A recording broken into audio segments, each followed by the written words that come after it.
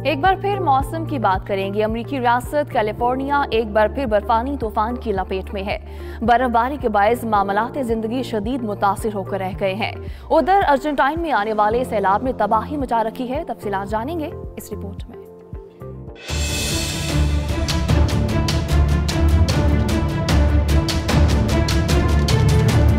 अमरीकी रियासत कैलिफोर्निया में हालिया बर्फानी तूफान ने निज़ाम जिंदगी दरहम बरहम कर दिया है। बर्फानी तूफान ने हर चीज जमा कर रख दी। शदीद बर्फबारी से सड़कें और रेलवे ट्रैक्स बर्फ से ढक गए हैं। न्यू अड्डा के पहाड़ी इलाके में 5 फीट तक बर्फबारी रिकॉर्ड की गई है। अमरीकी महकमा मौसमियात ने हफ्ते के एहतताम तक मौसम शदीद खराब रहने की पेशगोई के साथ साथ लोगों को एहतियाती तदाबीर बरतने और गैर जरूरी सफर से परहेज करने की भी हिदायत की है।